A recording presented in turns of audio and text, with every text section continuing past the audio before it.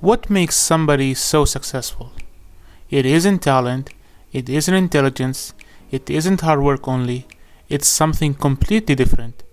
This is what we're gonna dive into in today's book, Outliers, the Story of Success.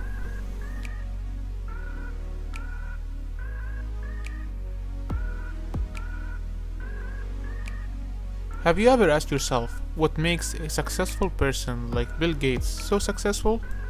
Have you already assumed that it was his high IQ, maybe talent, or hard work?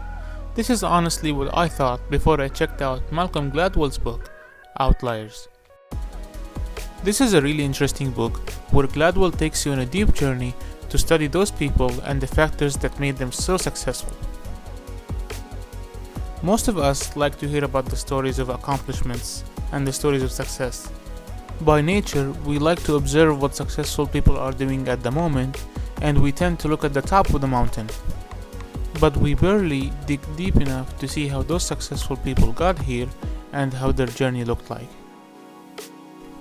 Many books talk about and market the idea of the self-made man, the man that created success by hard work only, the man that challenged the status quo and got to where he is now without nobody's help. Gladwell doesn't agree with this idea, and he argues that for a person to be successful in anything, there are some special conditions that need to be met, and those conditions are summed up in 4 points. Point number 1, and probably the biggest idea in this book, is called the 10,000 hour rule. This rule basically says that if you want to get good at something, you basically have to put in the time and work. You have to put in a minimum of 10,000 hours of what is called deliberate practice. And later in this video, we'll go ahead and explain what deliberate practice mean. The way they came up with the 10,000 hour rule is basically by looking at a big group of violin players, and they divided this group into 3 smaller ones. Group number 1 was classified as good enough to be a teacher. Group number 2 was classified as pretty good or skilled. Group number 3 was classified as world class, or basically the best. Then they asked each one of the 3 groups the same question, which was, ever since you played the violin, how many hours have you put into the practice?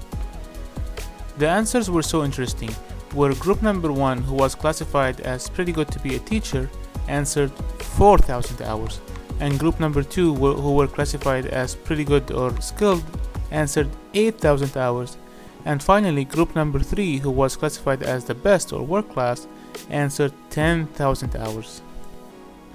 This study was repeated many times with piano players, chess players, soccer players, and many more, and the same average numbers appeared again and again. This became known as the 10,000 hour rule. And so the point from this rule is that once you get into the soccer practice or piano practice or violin practice, once you get into the class, what sets you apart from the rest of the class isn't your talent and isn't your genes, but it is the number of deliberate practice hours that you put into your craft. And just before I move on to the next point, I would like to add that if you want to become a world class on a skill that you want, you have to be persistent and don't expect to be good in the first few hours. You will suck, just embrace it, don't let this discourage you. Point number 2 is about opportunity and how your age does matter. And to give an example of how age matters, Gladwell discusses the Canadian National Hockey League. And this part of the book was a little confusing at first, and it took me a while to understand, but I will make sure to simplify it for you guys so you can get it.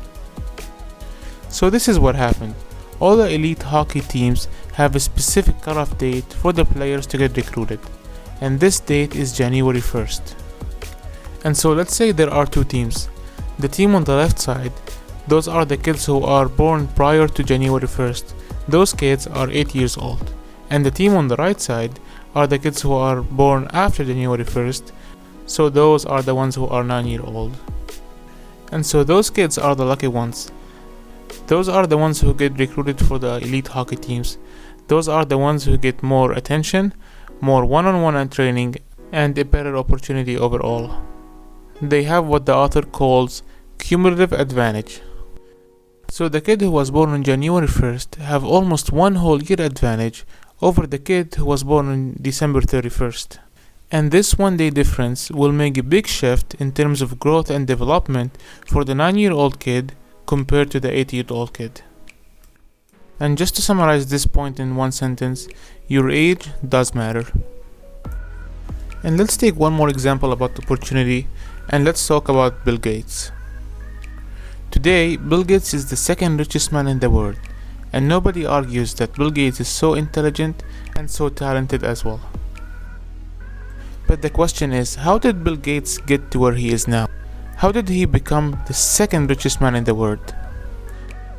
And to examine this point, let's talk about Bill Gates' childhood. And when Bill Gates was only 13 years old, he went to a private school. And to his advantage, this private school had a computer lab. And this computer lab had a computer where Bill Gates had access to at a very young age. Now this was in the 1980s, and if we look back at that time, all schools and even most best colleges didn't have access to a computer. And even Bill Gates himself said that he was 1 out of 50 people who at the time had access to a computer. And on top of that, Bill Gates was lucky to have a nice teacher who took care of him and who helped him with coding. And still, to add one more thing, Bill Gates only lived 2 minutes away walking distance from his school. So every day after school he used to go back to his family, have lunch, and then just walk back to the lab and work with his teacher for 6 to 8 hours. And by working 6 to 8 hours daily, we can imagine that Bill Gates had put his 10,000 hours very early in his career. And looking back at Bill Gates' journey, let's examine the fact that made him who he is today. So first, he was talented. Second, he was intelligent. And third, he worked really hard. Fourth, he had a mentor or a teacher. And fifth, he was so lucky to have access to a computer at this time in the 1980s. The third point of this book is about deliberate practice. And the difference between just regular practice and deliberate practice is that deliberate practice requires you to have focus and attention on one specific goal that you're trying to achieve. And let's take, for example, Cristiano Ronaldo. He's the 5 times winner of the best soccer player in the world. He is known to be a human machine. He practices an average of 3 to 4 hours daily and follow a very strict diet plan. He has been a professional player since the age of 19. And imagine now how many hours of focused practice has he done to get him where he is today. The fourth and the final point is the culture you were born and raised in. It does make a difference, and the author asks why Chinese students are better in math than the Western students. And the answer is not because Chinese student is smarter or maybe more talented. The answer goes back to 2 points. Point number 1 is that language in Chinese helps kids to learn counting faster. For example, in English, once you reach 10, you go 11, 12, 13. But if you translate that from Chinese, it sounds like 10, 1 teen, 2 teen, 13, 14. And the same until you go to hundreds and thousands. And this ease of counting for young children makes it way easier for them to learn the language faster and better. And let me give you another example. Take a look at those numbers on the screen right now. 4, 8, 5, 3, 9, 7, 6. And try to say them out loud for like 20 minutes. If you want, you can pause the video and try it. What researchers found is that English students could remember the sequence only 50% of the time, compared to Chinese students who can almost remember it 100% of the time. And the reason for that is that if you take a look at the syllabus in English compared to Chinese, English is longer and they require more time, and the short-term memory is almost 2 seconds. So linguistically, it would be much easier to be memorized in Chinese when compared to English. And so this is it for today's video. Thank you guys for being here and for supporting me. If you like this content, please help me out with a like, share and subscribe. And if you like the book and you want to get a copy, there is a link down in the description below. See you next time.